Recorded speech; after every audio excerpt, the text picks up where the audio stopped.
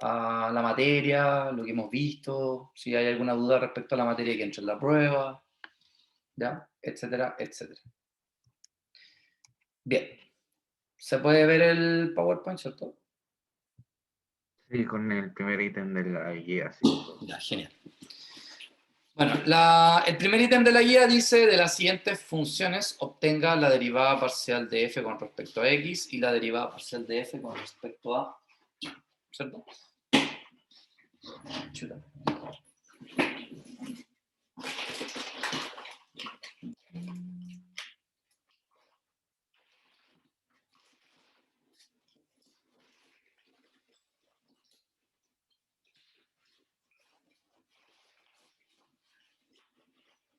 No encuentro el lápiz. No puedo tirar.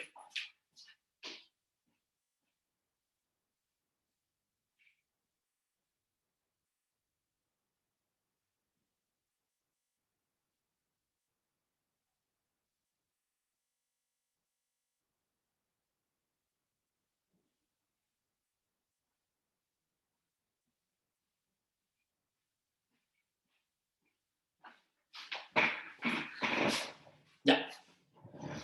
Vamos a ver si hay alguien más. No. Bien, bueno, la primera pregunta está asociada a esta función, ¿cierto? Entonces la que vamos a hacer es determinar su derivada, la derivada de h con respecto a x, ¿cierto?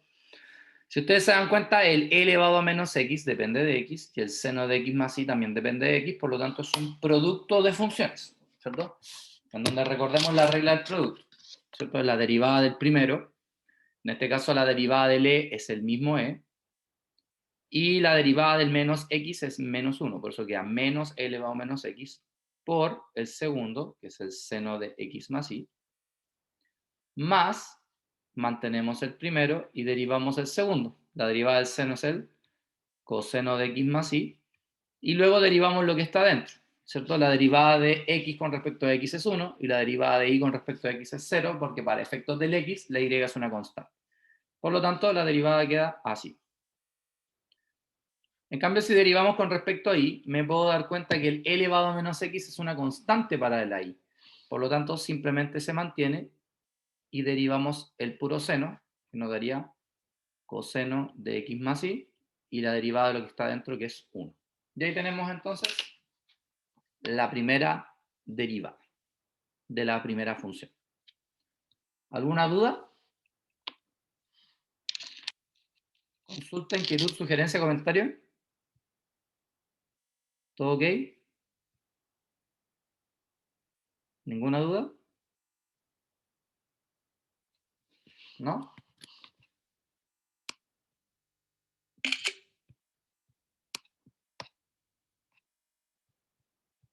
Bien. Veamos la segunda. En el caso de la segunda tenemos un cociente, ¿cierto? Por lo tanto tenemos que utilizar la regla del cociente. Entonces cuando yo haga de f de x, tenemos que recordar, ¿cuál era la regla del cociente? Línea fraccionaria, el denominador al cuadrado. Entonces ahora, derivada del de arriba, la derivada de x es 1, por lo de abajo que es x cuadrado más y cuadrado, menos, mantengo el de arriba y derivo el de abajo con respecto a x, que me va a quedar 2x. Entonces aquí voy a tener x cuadrado más y cuadrado menos 2x cuadrado, partido en x cuadrado más y cuadrado al cuadrado. Entonces si yo resto el con él, ¿cierto? Me va a quedar y cuadrado menos x cuadrado partido por x cuadrado más y cuadrado al cuadrado. Cuando haga la derivada parcial de f con respecto a y, tenemos más o menos lo mismo, línea fraccionaria, denominador al cuadrado, ¿cierto? Derivada del de arriba, que va a ser 0, ¿cierto? Porque la derivada de x con respecto a y es 0, por el de abajo, que es x cuadrado más y cuadrado, menos el de arriba por la derivada del de abajo. Pero en este caso la derivada del de abajo es con respecto a y, por lo tanto me queda 2y. Por ende me queda como resultado menos 2xy partido en x cuadrado más y cuadrado al cuadrado. Y ahí tenemos el ejercicio número 2 del ítem 1 de la guía. ¿Se entendió? ¿Alguna duda? ¿Consulta? No por ahora. ¿No? ¿Estamos bien por ahora? Perfecto.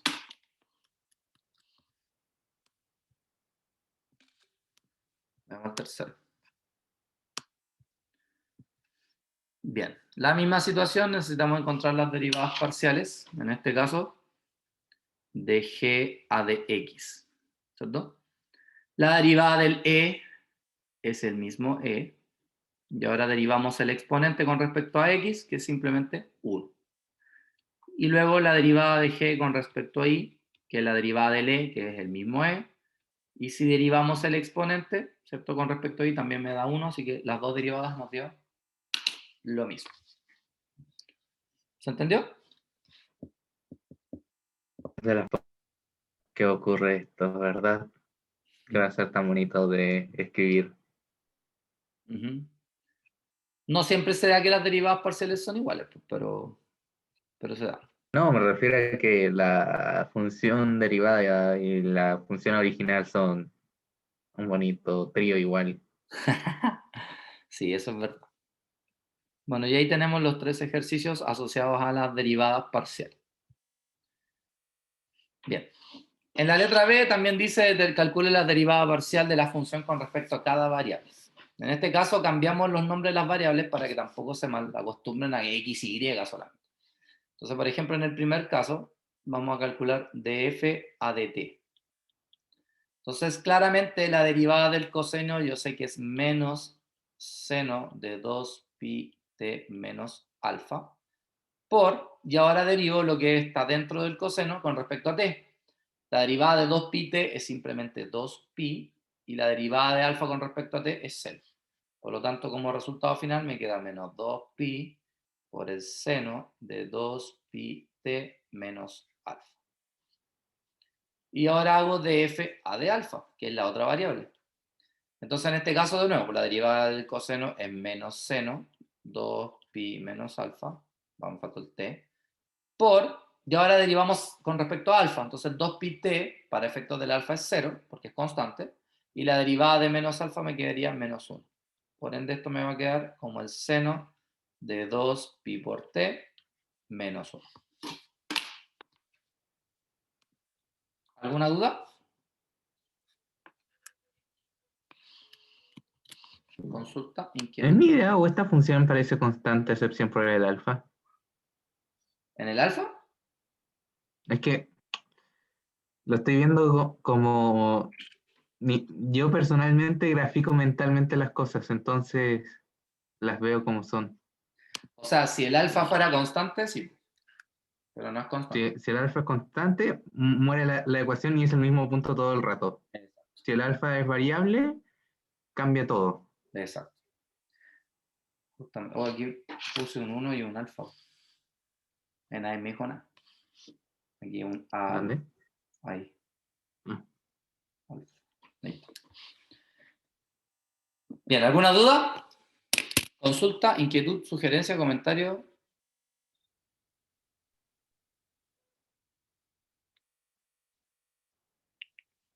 Bien.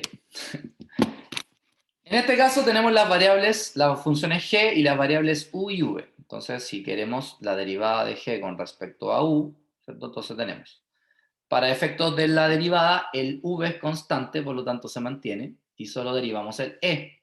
La derivada del e es el mismo e. Y ahora tenemos que derivar por regla de la cadena con respecto a u, ¿cierto? El 2 y el v son constantes, por lo tanto derivamos solamente el u, que es 1. Entonces ahora S se simplifica con él y por ende me queda V va 2V por E elevado a 2U partido por V.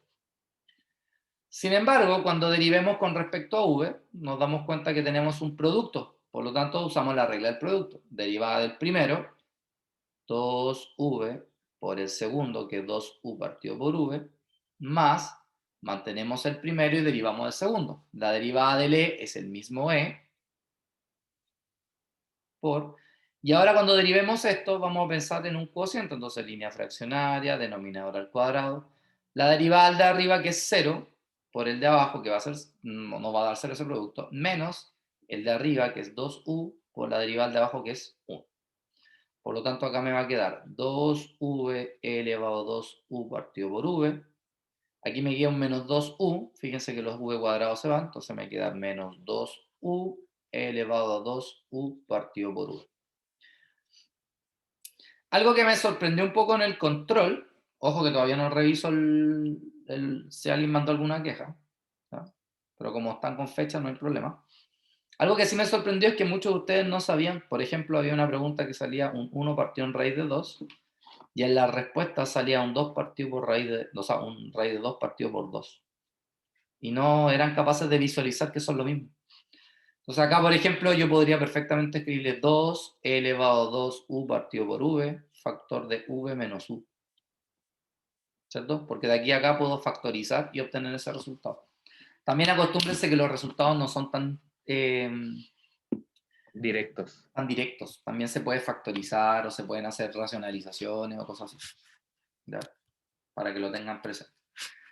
Bueno, ahora como la prueba no es con alternativas, sino que con desarrollo, tu propio desarrollo va a marcar la diferencia, pero para que se vayan haciendo la idea. Bueno, el Profe, último, dime. ¿es necesario siempre empezar derivando parcialmente por las variables de izquierda a derecha o uno puede hacer cualquiera en el No, orden que uno quiera? cualquiera, porque en realidad lo que tú estás calculando son las derivadas parciales de cada variable, ¿no? Si queréis partir por la v, después por la u, o que, por ejemplo, acá primero por la teta, después rho y después phi, ningún problema. ¿Ya? Yeah. Esta que está acá es una función bastante especial, porque rho, phi y teta está representado por esta expresión.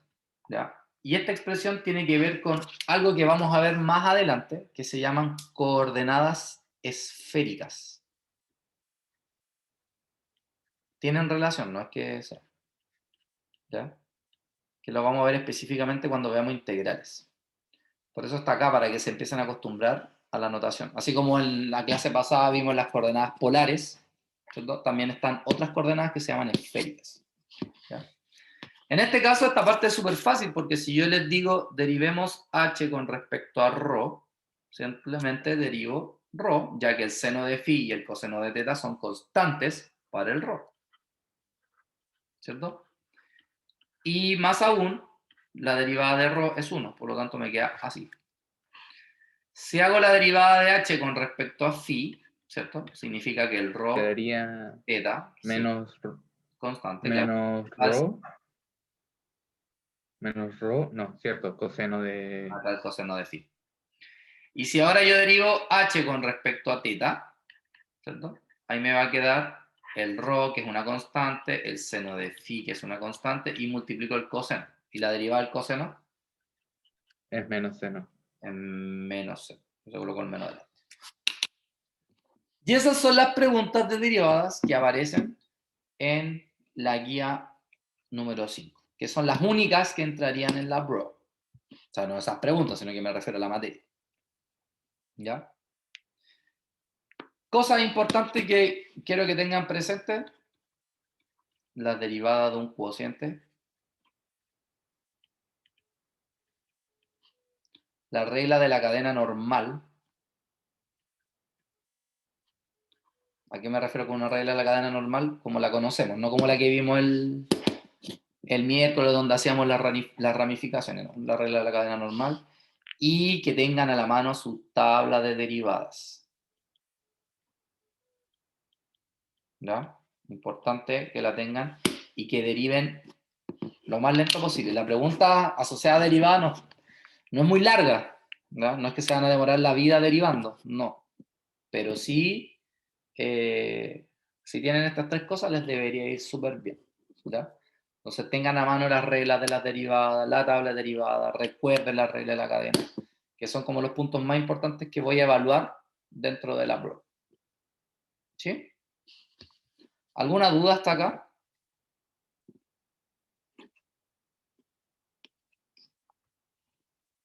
¿Ya tuvieron ayudantía ya? ¿O no fueron? ¿O la tienen más rato?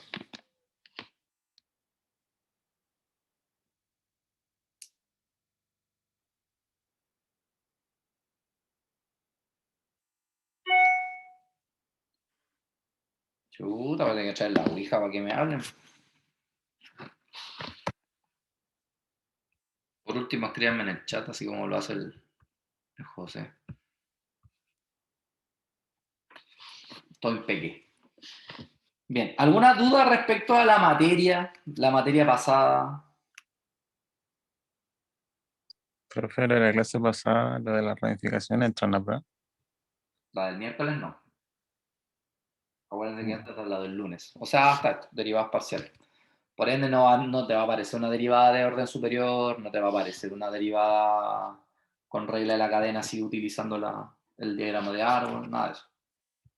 Solo hasta acá. Por eso estamos haciendo solamente esta parte de la guía para que no tiendan a confundirse. ¿Okay?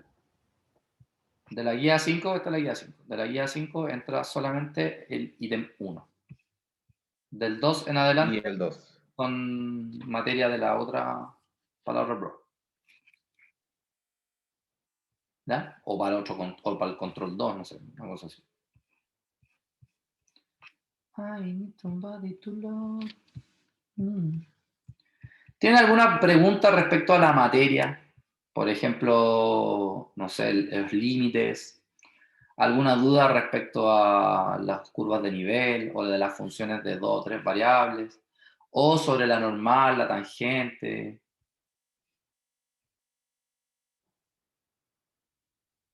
¿O de las guías pasadas, de la guía 3, 4, que son las que entran en la prueba? Profe, ahí me quedó una. El primero que está haciendo, el tercero, uno de los primeros que está haciendo. ¿Este? Sí, el tercer ejercicio. Es el de G de... Es, Es entonces. ¿por qué le queda solamente el elevado a eso? Ah, ya. Por ejemplo, si derivamos con respecto a X, derivamos primero el E, ¿cierto? Entonces primero te aparece el E. Entonces por regla de la cadena ahora viene un por y tenemos que derivar lo que está en el exponente respecto a X. Entonces cuando tú derivas X con respecto a X, te queda 1. Cuando tú derivas Y con respecto a X, te queda 0, porque sería una constante para el X. Y el 1 es constante siempre si su derivada es 0. Por ende te queda solamente eso. ¿Entendiste? Sí, profe. Bueno, y en el otro lo mismo, pero con el Y. ¿Alguna otra duda? Ya sea de esto Profe, o de la... es una pregunta por guía, por así decirlo. Que revisemos otras pruebas. A ver, revisemos. Deja buscar la carpeta de las guías.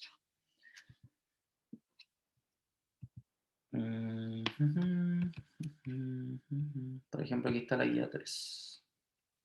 Aquí está la guía 3. ¿Alguna pregunta de acá, por ejemplo?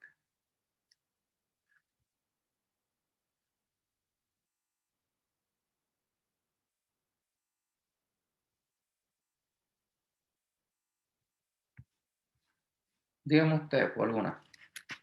Profe, el rango, eso igual entra en la prueba, ¿no? ¿El rango? Ah, no. No, más que Ahí nada en la 5. dominio, por ejemplo, cosas así. Dominio y recorrido. No, recorrido no tanto. Más dominio.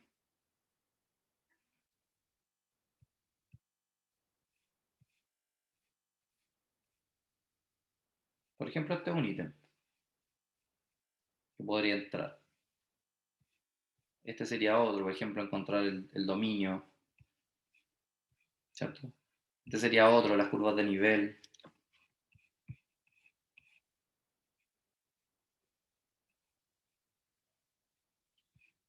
Díganme ustedes, por alguna pregunta, la que ustedes crean que no saben hacer. Se supone que esta ya la hicieron, pero nunca está de más de repente que me digan algún ejercicio.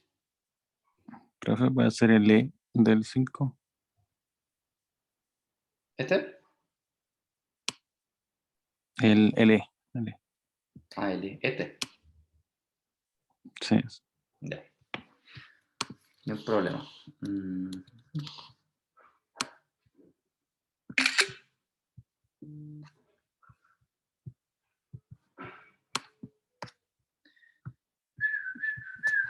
Bien, En esta pregunta lo que nos decían o nos pedían es obtener el dominio, el rango y describa las curvas de nivel.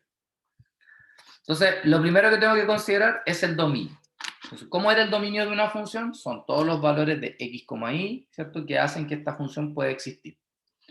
Al igual que en las funciones de una variable, tengo que considerar que tengo una raíz y por lo tanto una condición importante es que lo que está dentro de la raíz, ¿cómo tiene que ser? Mayor que 0. Solo mayor. Sí, No, igual. solamente mayor. Dentro de la raíz no puede ser igual a 0. Sí, puede. Sí puede. La raíz de 0 es Wander. ¿Mayor igual? Mayor igual. Entonces, El logaritmo natural es solo mayor.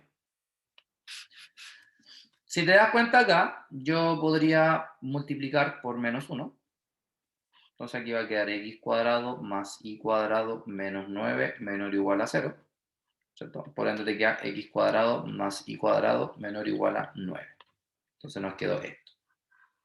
Entonces el dominio son todos los pares x, y pertenecientes a R2, tal que x cuadrado más y cuadrado tiene que ser menor o igual a 9. Y tenemos el dominio de la función. Si yo te pido graficar este dominio, tú simplemente te fijas que la expresión corresponde a una circunferencia de... sería un círculo de ¿Cómo? radio 3 con el centro en el origen, ¿cierto? Sí. Esa es una circunferencia. Pero como es menor o igual, significa que es todo lo que está dentro de esta circunferencia. Y esta sería la gráfica del dominio de esta función. Eso significa que todos los puntos que están acá adentro satisfacen o pueden estar dentro de la función analizada. ¿Cachai? Entonces, de esa manera tienes el dominio. ¿Se entendió esta primera parte? Sí. ¿Sí? Después el rango o el recorrido. Entonces, vamos a considerar el f como si fuera z. Entonces, tenemos z igual a la raíz de 9 menos x cuadrado menos y cuadrado. Entonces, en este caso particular, lo primero que me tengo que fijar es que z es mayor o igual a 0. ¿Por qué? Porque la raíz es positiva. Eso es una cosa importante que tengo que tener claro. Luego voy a elevar al cuadrado. Entonces aquí me va a quedar z cuadrado igual a 9 menos x cuadrado menos y cuadrado. Voy a pasar el x cuadrado y el y cuadrado para allá. Entonces voy a tener x cuadrado más y cuadrado. Y voy a tener 9 menos z cuadrado. Entonces yo sé que x cuadrado más y cuadrado siempre es mayor o igual a 0. Por ende, el 9 menos z cuadrado también tiene que ser mayor o igual a 0. Entonces 9 menos z cuadrado es mayor o igual a 0. Lo cual implica que z cuadrado menos 9 es menor o igual a 0. Por lo tanto, acá tengo z menos 3 por z más 3 menor o igual a 0. Me fijo que los puntos críticos acá son el 3 y el menos 3. ¿Cierto? Entonces tengo el 3, el menos 3 y el 3. Dibujo una parábola. Y como son los menores iguales, es todo lo que está dentro de estos valores. Entonces acá me puedo dar cuenta que z pertenece del menos 3 al 3. Sin embargo, z es mayor o igual a 0. Entonces, como z es mayor o igual a 0, ¿cierto? Significa que esto en realidad tendría que ser del 0 hacia el 3. Entonces, el recorrido de f es desde el 0 hacia el 3. ¿Sí?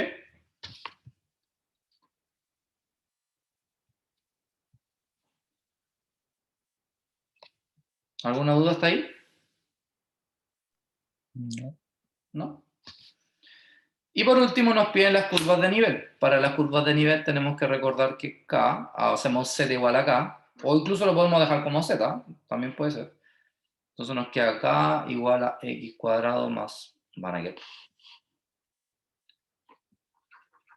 Era 9 menos x cuadrado menos y cuadrado. Entonces elevamos al cuadrado, nos va a quedar k cuadrado igual a 9 menos x cuadrado menos y cuadrado. Dejamos la misma expresión que teníamos antes, x cuadrado más y cuadrado igual a 9 menos k cuadrado. ¿Cierto? Y yo me puedo dar cuenta que esto vendría siendo el radio al cuadrado, así que lo que tengo acá son una familia de circunferencias. ¿Cierto? Si k vale 0, yo voy a tener la circunferencia x cuadrado más y cuadrado igual a 9. ¿Sí? O sea, en el fondo lo que voy a tener es una circunferencia de radio 3. Ustedes lo dibujan bonito. Una circunferencia. Si no sé, pues k valiera 2, igual no me da, no importa. A ver. Si k valiera raíz de 5, voy a tener x cuadrado más y cuadrado igual a 9 menos raíz de 5 al cuadrado, que es 5, y 9 menos 5, que son 4. O sea, tendré una circunferencia de radio 2. Y si k vale 3, voy a tener x cuadrado más y cuadrado igual a 0. Que en pocas palabras es el origen. O sea, imaginariamente esto es algo como esto. Tengo una circunferencia grande y tengo un punto acá en z igual a 3. Entonces sería más o menos la gráfica de esta curva de nivel que dibujé acá. ¿Sí? ¿Alguna duda? Profe, hay que darle valores al K para hacer esas curvas de nivel. Para encontrar las curvas de nivel. O sea, con unos 2, 3 valores ya estaría bien. Sí. Esa sería una opción.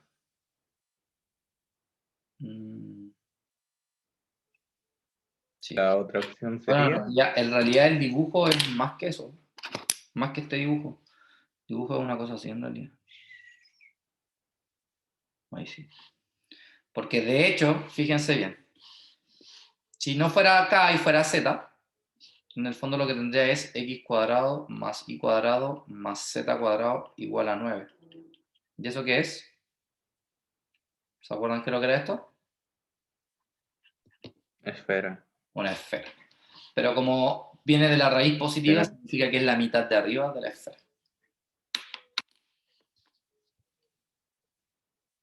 Ahora yo nunca les voy a hacer dibujar esto. Solo tienen que tener claro. En 3D no los voy a hacer dibujar. A lo más les voy a hacer dibujar las curvas de nivel en un mismo plano cartesiano. Eso sí. Pero el resultado final, la verdad es que para qué. ¿Ya? Así que para que lo tengan presente. Va. Espérate, alguien escribió en el... Profe, ¿Mm? si el K valía 3, era un punto, ¿cierto? Sí, po. Sí, porque te va a dar x cuadrado más y cuadrado igual a 0. Y eso la única solución que tenía ahí es que el x y el y sean 0. José, sí, si tenéis que graficar, sí, pues podrías utilizar el GeoGebra. Pero como te digo, no les voy a pedir graficar. Gráfico yo con suerte, ¿cómo puedo hacerlo graficar a ustedes? Pero eso en el caso que le llegase a aparecer algo como esto. Para mí es más relevante, por ejemplo, que dibujen las curvas del nivel, más que dibujen el resultado final. ¿Sí? ¿Alguna otra pregunta? De la guía 3, ya que estamos en la guía específicamente.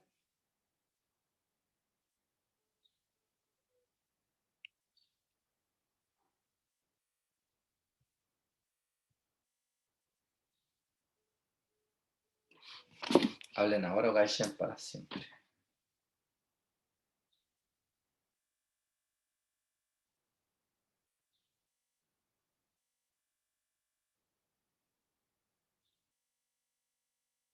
Profe, la prueba va a estar habilitada todo el día.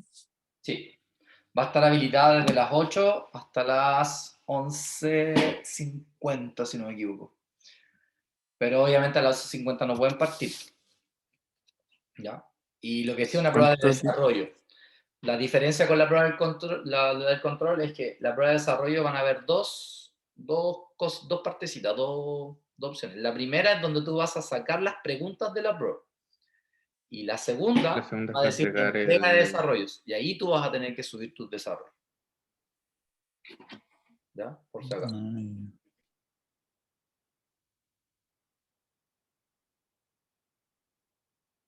¿Ya? De todas maneras, ahí va a estar la especificación en las instrucciones. ¿Ya? Hay una que es solamente para sacar las preguntas de la prueba y la otra es para subir. Ahora, Así, ¿cuánto dura la prueba? 1 hora y media. 1 hora y media de prueba. Va a durar un poco más en el tema de que se metan, saquen las preguntas, le saquen fotos, armen el PDF. Entonces, para eso se les va a dar un poquito más de tiempo, pero la prueba en sí dura 1 hora y media, como prueba, digamos. Ponele 1 hora 50 minutos, ¿ya? Como unas 20 minutos más por si acaso para armar la prueba, para sacar las preguntas. ¿Qué pasa si el inline se cae? Esperemos que no. Pero por eso lo más importante es que cuando entren a la prueba, entren e inmediatamente extraigan sus preguntas. Del momento que usted entra, yo voy a saber en qué momento usted entró a sacar las preguntas. Por lo tanto, yo salgo un aproximado del tiempo que tú te vas a demorar en entregar la prueba. Yo comparo tiempos. ¿Ya? Entonces, ¿qué pasa? Que tú vas a entrar, ponte tú a las, no sé, a las 4 de la tarde. Ya entraste a las 4. Sacaste las preguntas y por el tiempo máximo, no sé, pues vas a tener 1 hora 50 hasta las 5:50. A las 5:50 máximo debería estar tu prueba subida en la otra opción. Si el e-learn se cae, entonces, ¿qué van a hacer? Me van a escribir por WhatsApp y me lo van a mandar por correo. Eso en el único caso que se les caiga el e-learn. ¿Ya? Entonces, aquí lo más importante es llegar, extraer las preguntas y empezar a trabajar con la prueba. Si el e-learn se cae o no después de eso, da lo mismo, porque si no pueden subirla, me la mandan al correo. ¿Ya? Y si el e-learn se cae antes, bueno, por lo menos no van a entrar a ver sus pruebas, así que tampoco va a correr tiempo. Así que no hay como una pérdida, así como en el control, que no sé, pues, estabas ahí haciendo el control y se te caía el sistema, entonces ahí perdí ahí tiempo. No, pues aquí no va a pasar eso. Porque para lo único que vas a usar el e-learn es para sacar la prueba. Y una vez que tengas las preguntas, después las ingresas en un solo archivo PDF. Eso es algo que tienen que tener bien claro. Un solo archivo PDF. Y que no pese tanto. No sé si conocen algún programa para eso.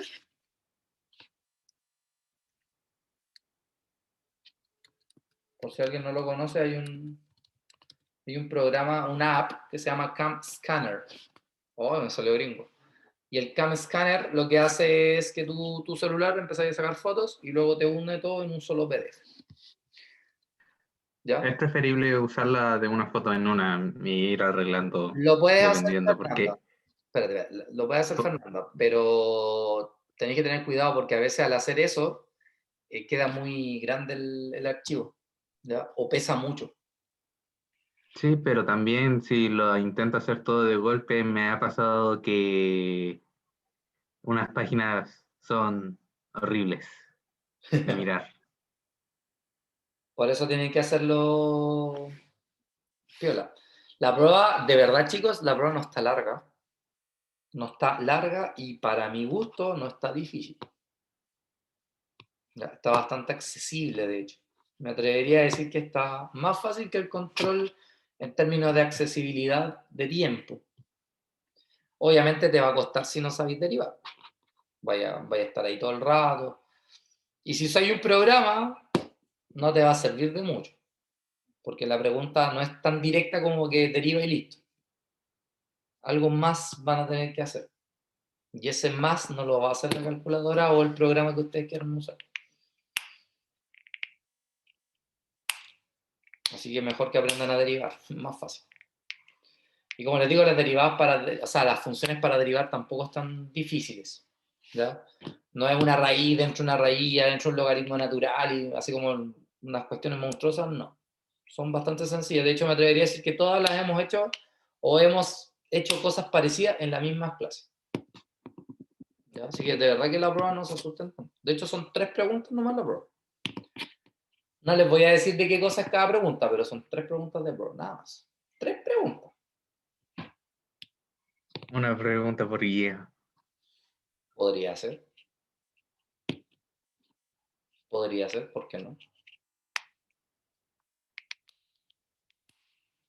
¿Ya? Bien. Entonces, si vamos a la guía, ¿alguna otra pregunta de esta guía 3? Ya salió la letra E, la 5E. ¿Alguien más tiene alguna otra pregunta de la guía 3? La idea es que aprovechemos al máximo esta clase para que saquen todas las dudas que tengan posible.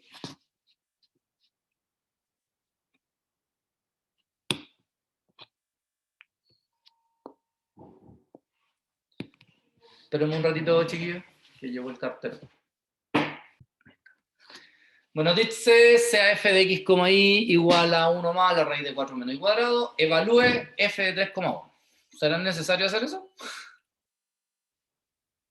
No, pues esto basta con evaluar ahí. Como no hay x, simplemente evalúen el y el.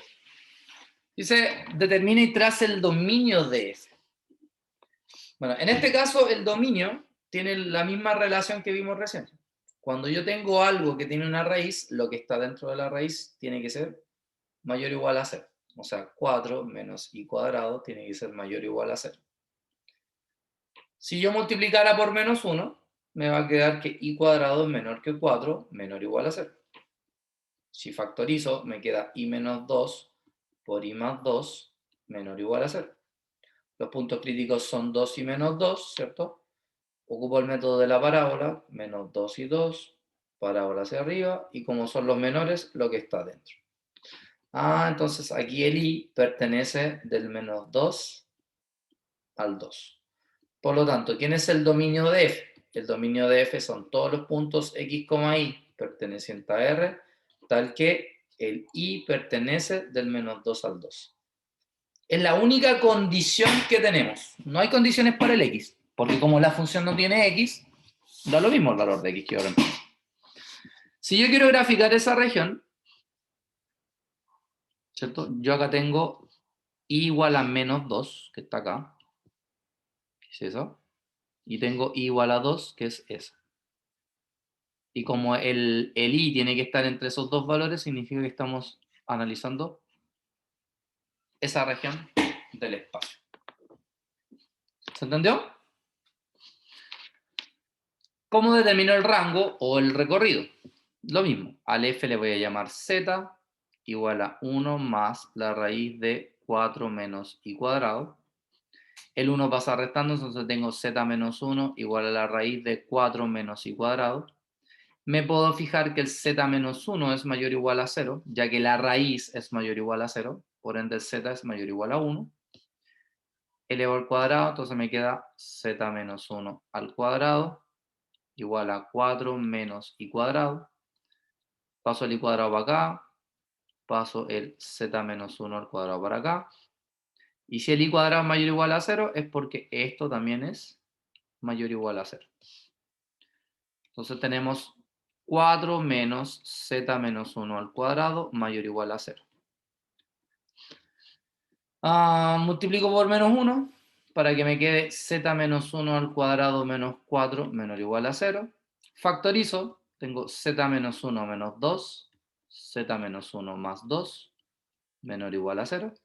Entonces acá tengo z menos 3, z más 1 menor o igual a 0. Puntos críticos acá son el 3 y el menos 1. Ubico en la parábola, que es el menos 1, el 3, ¿cierto? Y como son los menores, lo que está dentro. Por lo tanto, puedo decir que z está entre el menos 1 y el 3. Sin embargo, dijimos que el z tenía que ser mayor o igual a 1. Eso significa que z va a estar en el fondo del 1 al 3. Así que el recorrido de f es del 1 al 3. Y ese es el ejercicio número 4 que nos estaban pidiendo. ¿Alguna duda? Sí, profe, gracias. ¿No? ¿Quedó claro? Sí, sí. ¿Sí? Bien. ¿Alguna otra duda de la guía número 3? como para pasar a la guía 4.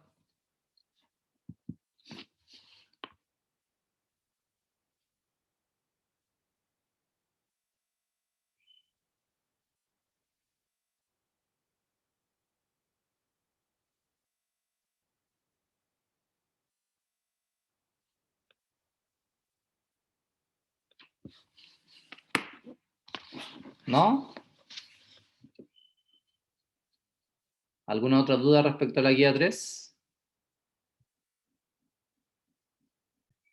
Pero como ustedes son vivos, no es necesario hacerlo, no. Y aquí se dan cuenta que puedo simplificar él con él. Por lo tanto, ahora mi problema del 0 abajo se fue. Por lo tanto, ahora puedo reemplazar directamente. Arriba tengo un 1, abajo tengo la raíz de 4 más la raíz de 3 más 1. Entonces yo sé que la raíz de 4 es 2, 3 más 1 es 4, la raíz de 4 es 2, y eso me da un cuarto. Y ahí tenemos la solución de la número 5 que nos pidió Luis. ¿Se entendió? Sí, de hecho sí. ¿Sí? Importante esto, ¿eh? Reemplazar directamente. Es súper importante porque, vuelvo a insistir, hay gente que a veces yo he tirado un límite así que se ve re difícil y oh, se calientan la cabeza y al final era reemplazarnos. Pero algunos usan trayectoria.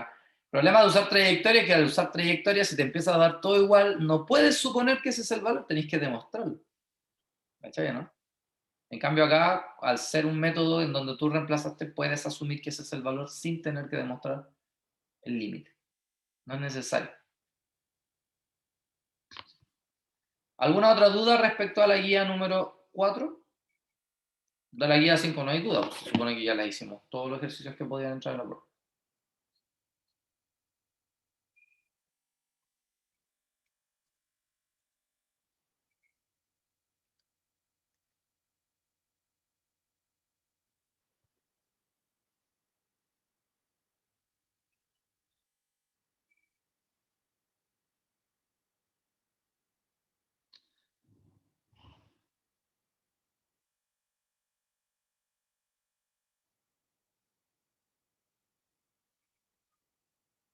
¿Alguna duda? Mm, ¿No? ¿Ninguna? no, porque lo de abajo son límites de simple, ¿no? No son tan simples. Para mí es más difícil el de arriba. El de arriba. O sea, los de abajo son todos con trayectoria. De hecho, el mismo enunciado lo dice. Demuestra que las siguientes funciones no tienen límite cuando x y tiende a 0, 0. A ver, esperen.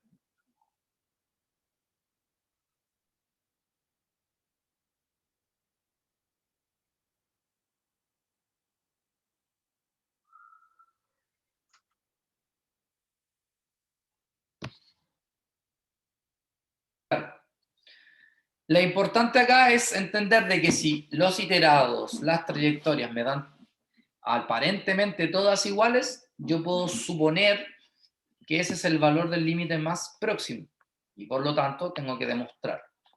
Pero basta que un iterado sea distinto, basta que un iterado no exista, basta que una de las trayectorias no exista para yo poder decir que el límite no existe.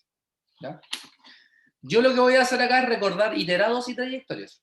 No estamos obligados a hacerlos todos, ¿ya? Solo que los voy a usar los dos para que más o menos vean cómo podría ser. Por ejemplo, el primer caso, iterado.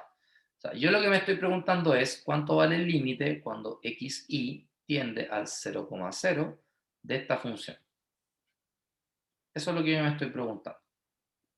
¿Ya? Entonces, por límites iterados, vamos a partir por la primera iteración, que sería límite cuando x tiende a 0 del límite cuando y tiende a 0 de x menos y partido por x más y. Si yo hago que y tienda a 0, él se va a hacer 0, él se va a hacer 0 y me queda x partido por x, lo cual es 1. Y como esto no depende de x, entonces el límite vale 1. Algunos dirán, oiga, pero profe, aquí el x tiene que ser distinto de 0. Sí, pero de hecho es distinto de 0. Porque estamos tendiendo al 0. No es que valga 0.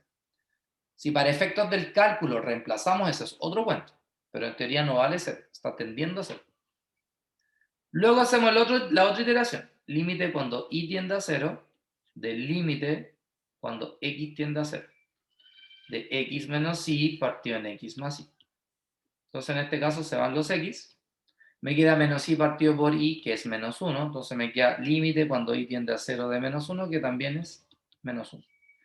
Pero claramente estos dos son distintos. Por lo tanto, yo puedo decir que el límite, cuando x y tiende a 0, 0, de x menos y por x más y, no existe. ¿Sí? Eso sería por iteración. ¿Cómo sería por trayectoria? Entonces tenemos límite cuando x y tiende al 0,0 de x menos y por x más y. Entonces yo les dije que podríamos usar, por ejemplo, las trayectorias o las familias de rectas igual a mx. ¿Por qué? Porque esta recta tiene una particularidad. Pasa por el 0,0.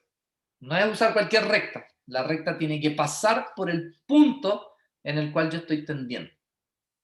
Entonces ahora, como voy a reemplazar el y, me va a quedar una función de puras x. Por lo tanto, aquí ya no es necesario escribir límite cuando x y tiende a 0, 0, y simplemente escribo el límite cuando x tiende a 0. Transformándose mi ecuación en un límite de una sola variable. Me puedo dar cuenta acá, ¿cierto?, que los x los puedo factorizar. Me va a quedar 1 menos m, y aquí voy a tener x, 1 más m. Se van a ir los x, y me va a quedar que el valor del límite es 1 menos m partido en 1 más m. Claro, esto no está definido para el m distinto de menos 1, pero aquí pasa algo. ¿Qué era lo que ocurría?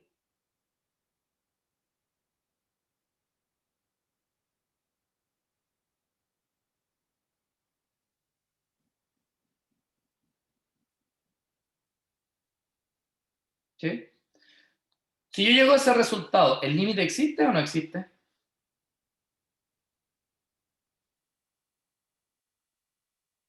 Me bugué. Te bugueaste. Ujú. Si yo llego a ese resultado, ¿el límite existe o no existe?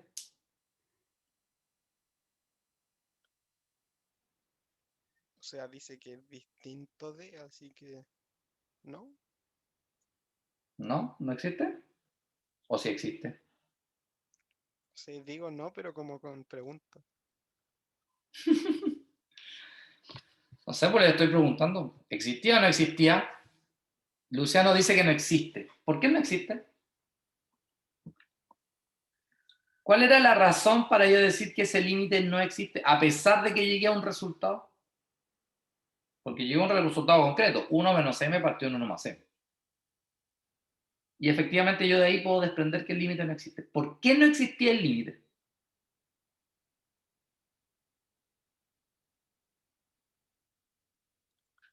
Porque...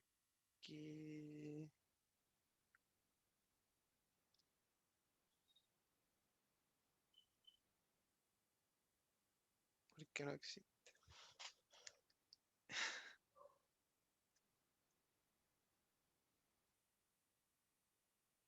¿Por qué no existía ese límite? Por el valor de m. ¿Y por qué por el valor de m? Porque puede que arriba de positivo. Da lo mismo que de positivo, negativo, cero. No, Era otra la razón. ¿Cuál era la razón del por qué al depender de m el límite no existe?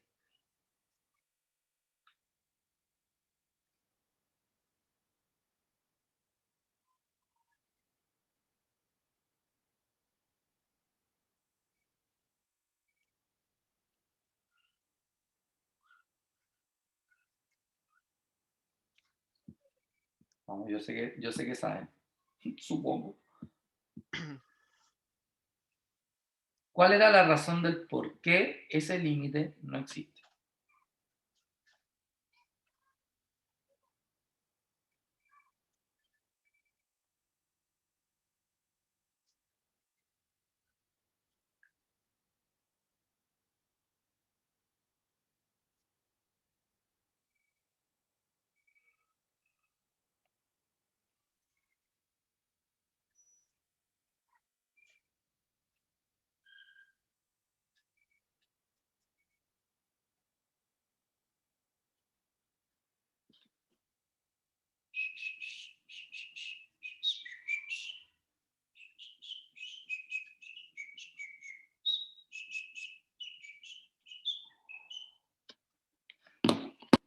Aquí no existen los límites laterales.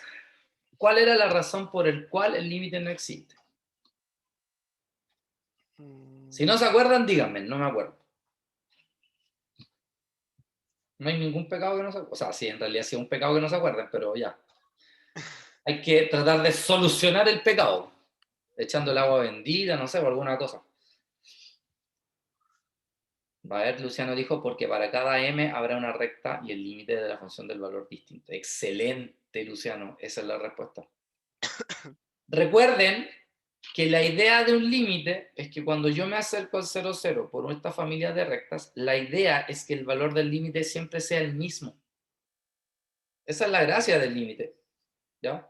¿Qué pasa? Que al depender mi límite de m, estoy diciendo que para cada recta yo voy a tener un valor del límite. Cuando m vale 1, el límite vale 0. Cuando m vale 2, el límite vale tanto. Cuando m vale 3, el límite vale otra cosa. Por lo tanto, los límites son distintos para cada recta. Y eso inmediatamente implica que el límite no existe. ¿Ya? Solo tienen que tener súper claro. ¿Ya? ¿Se entendió por qué no existía? Sí, pero, o sea, en teoría existe, pero para ese valor no. ¿O no? Es que no existe.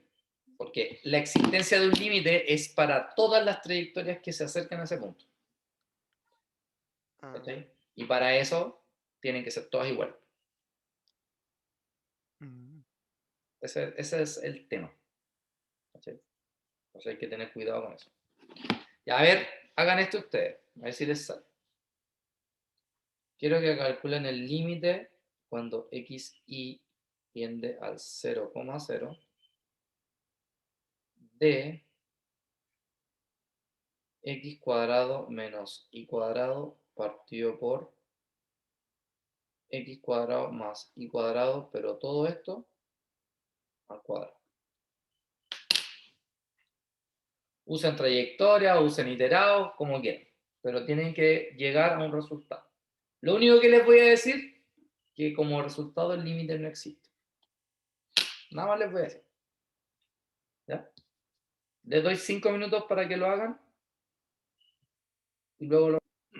Si tomamos la trayectoria igual a mx y reemplazamos, me va a quedar así, pues me va a quedar límite, ya sabemos que me va a quedar cuando x tiende a 0, x cuadrado menos y menos m cuadrado x cuadrado, abajo tenemos x cuadrado más m cuadrado y cuadrado, x cuadrado, me da por igual, al cuadrado, igual, límite cuando x tiende a 0, de. Aquí arriba podemos factorizar por x cuadrado, me queda 1 menos m cuadrado. Abajo podemos factorizar por x cuadrado, me queda 1 más m cuadrado. Se va S con S, y por lo tanto me queda como resultado 1 menos m cuadrado partido en 1 más m cuadrado al cuadrado. ¿Conclusión? Que si depende de m, no. Ya. Exacto. Como depende de m, entonces el límite no existe. ¿Se entendió? Sí. Ya. Siempre Bien. se hace con IMX. Uh-huh. Bien, ustedes querían un ejercicio difícil, que conste. Pero desarrollado por usted. No, no sé para tú. O sea, lo voy a hacer, pero primero háganlo ustedes. Traten de Sí, hacerlo sí, ustedes. sí. Sí, porque no sé para tú. Entonces tenemos x y cuadrado partido en x cuadrado más y cuadrado.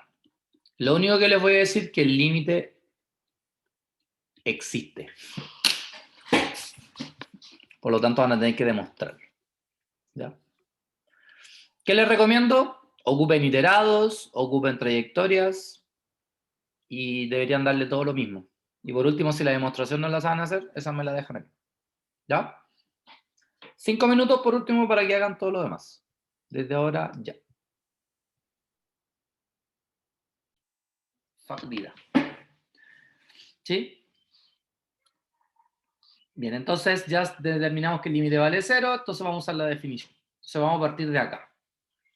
Entonces tenemos valor absoluto de x por y cuadrado partido en x cuadrado más y cuadrado.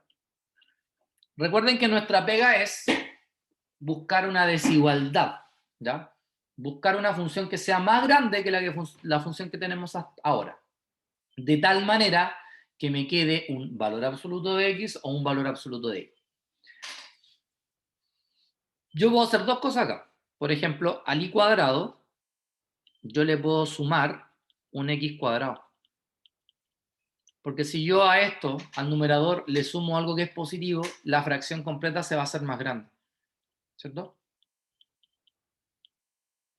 Entonces, claramente, esto es más grande que esto. Encontré una función más grande.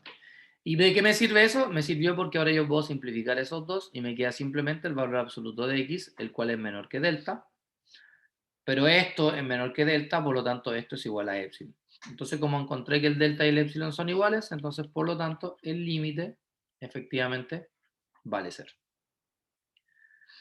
¿Cuál sería la otra?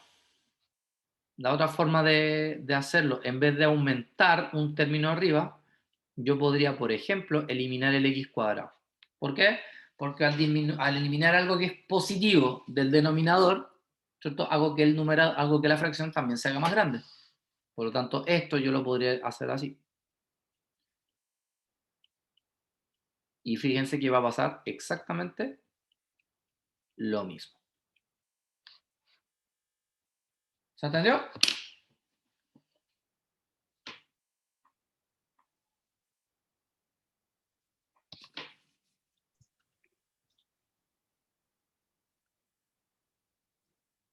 sea, el de arriba lo entendí, pero el de abajo me perdí. ¿Qué no entendiste en el de arriba? No, el de arriba sí lo entendí, el de abajo no. ¿De dónde salió ese otro X? No salió de ningún lado. Yo lo inventé. ¿Y por qué lo inventé? Porque yo sé que si a un número en el numerador, o sea, sé que si al numerador le sumo un número positivo, el numerador se hace más grande y por lo tanto la fracción se hace más grande. ¿Y para qué lo agregué? Para que se pueda simplificar el x cuadrado más y cuadrado con el x cuadrado más y cuadrado de abajo. Ya. ¿Hallaste? Sí. Sí. O sea, la gracia es encontrar una función que sea más grande que la original, pero para que me quede estos términos que están acá. Esa es la gracia. Bien, chiquillos. Espero que les haya servido de algo este mini